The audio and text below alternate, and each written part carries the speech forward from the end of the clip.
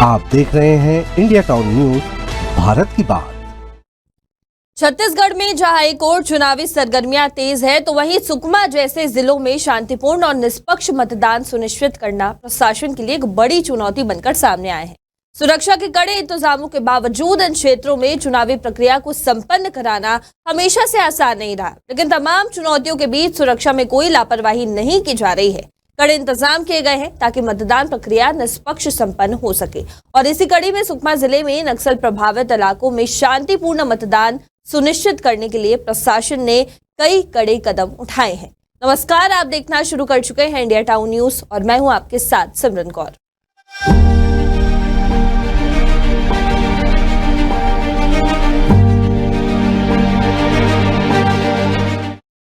सुकमा जिले के अति नक्सल प्रभावित इलाकों में जहां नक्सली हमेशा चुनाव का बहिष्कार करते आए हैं, इस बार प्रशासन ने सुरक्षा को लेकर हर संभव कदम उठाया है।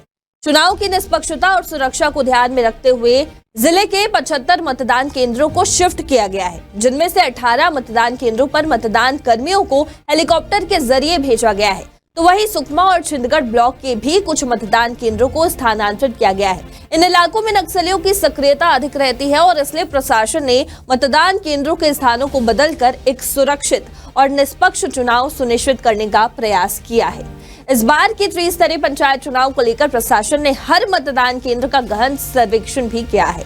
ये सर्वे इस बात को सुनिश्चित करने के लिए किया गया है कि मतदान कर्मी मतदान केंद्रों तक सुरक्षित तरीके से पहुंच सके, साथ ही उन्हें मतदान केंद्रों तक पहुंचने के दौरान किसी भी प्रकार की कठिनाई का सामना न करना पड़े। प्रशासन ने मतदान कर्मियों को सभी आवश्यक सुविधाएं प्रदान करने के लिए अपनी पूरी तैयारी कर ली है।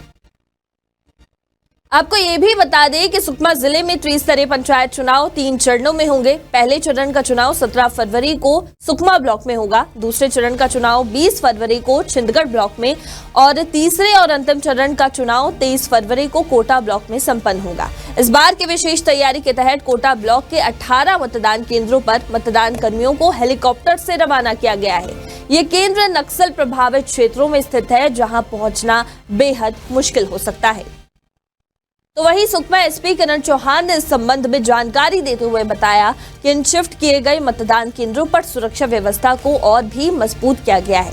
नक्सल प्रभावित इलाकों में मतदान कर्मियों की सुरक्षा के लिए सुरक्षा बलों को भी तैनात किया जाएगा, ताकि मतदान दलों की सुरक्षित वापसी सुनिश्चित हो सके। एसपी ने यह भी बताया कि चुनाव के दौरान इलाके में लगातार सर्चिंग अभियान भी चलाए जा रहे हैं और नक्सलियों के खिलाफ ऑपरेशन लगातार जारी है। इन क्षेत्रों में नक्सलियों के चुनाव बहिष्कार के आह्वान के बावजूद प्रशासन ने मतदान प्रक्रिया को निष्पक्ष और सुरक्षित तरीके से संपन्न कराने का पूरा प्रयास किया है। चुनाव की तैयारी को लेकर प्रशासन पूरी तरह से सजग है और उम्मीद जताई जा रही है कि त्रिस्तरीय पंचायत चुनाव को लेकर सुकमा जिले में शांतिपूर्ण और निष्पक्ष मतदान होगा। सुकमा जिले के प्रत्येक बूथ पर सुरक्षा व्यवस्था की पूरी तरह से जांच की गई है और मतदान कर्मियों को हर संभव मदद प्रदान की जाएगी। अब सभी की नजरें इन चुनाव प्रक्रिया पर होंगी, जो लोकतंत्र की मजबूती और नागरिकों के अधिकारों के लिए एक महत्वपूर्ण अवसर है। फिलहाल अभी के लिए इतना ही। देश और प्रदेश की तमाम खबरों के लिए आप बने रहिए इंडिया टाउन न्यूज के साथ। नमस्कार।